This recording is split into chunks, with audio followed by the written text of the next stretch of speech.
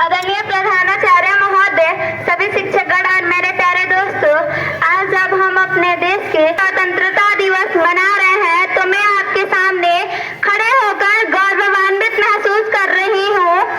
15 अगस्त 1947 भारत के इतिहास में उस दिन के रूप में अंकित है जिस दिन हम अंततः ब्रिटिश शासन की बेड़ियों से मुक्त हुए थे।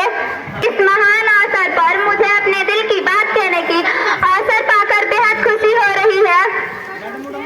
15 अगस्त वह दिन है जिस पर सभी भारतीयों को गर्व होना चाहिए, क्योंकि यह हमारे पूर्वजों के लंबे संघर्ष और बलिदानों के बाद एक सप्रभु राष्ट्र के रूप में उभर सकी है। हमें अपने पूर्वजों के बलिदानों को कभी नहीं भूलना चाहिए, इसका मूल्य समझना चाहिए, इसे सजोना चाहिए। अपने स्वतंत्रता को हल्के में लेना और अपने दिल में देशभक्ति की भावना न रखना, इसका मतलब होगा कि हम अपने पूर्वजों की मान्यता और विचारधारा का बहुत बड़ा अनादर कर रहे हैं। हमारा देश हमेशा से ही अपार संपदाओं से भरा रहा है और इसलिए इसे सोने की चिड़िया की उपाधि मिली हुई है। अंग्रेजों ने सीधे तौर पर भारत पर आक्रमण नहीं किया, बल्कि हमारे साथ व्यापार करने की आड़ में और चुपके से और अपनी चतुर रणनीतियों के साथ हमारे विभिन्न क्षेत्रों पर कब्जा करना शुरू कर दिया।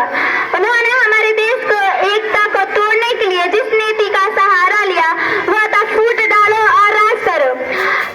हम सभी जानते हैं कि हमारा देश बहुत ही विभिन्नताओं वाला देश है और इसलिए इसे सोने की चिड़िया की उपाधि मिली, इसलिए और अंग्रेजों ने इसका अनुचित लाभ उठाया। उन्होंने हमें धर्म, क्षेत्र, जाति, वर्ग और पंथ जैसे विभिन्न आधारों पर विभाजित किया और हम भारतीय उनके भ्रामक व्यवहार को समझ नहीं पाए और अपनी हर कीमती संपत्ति खो दी।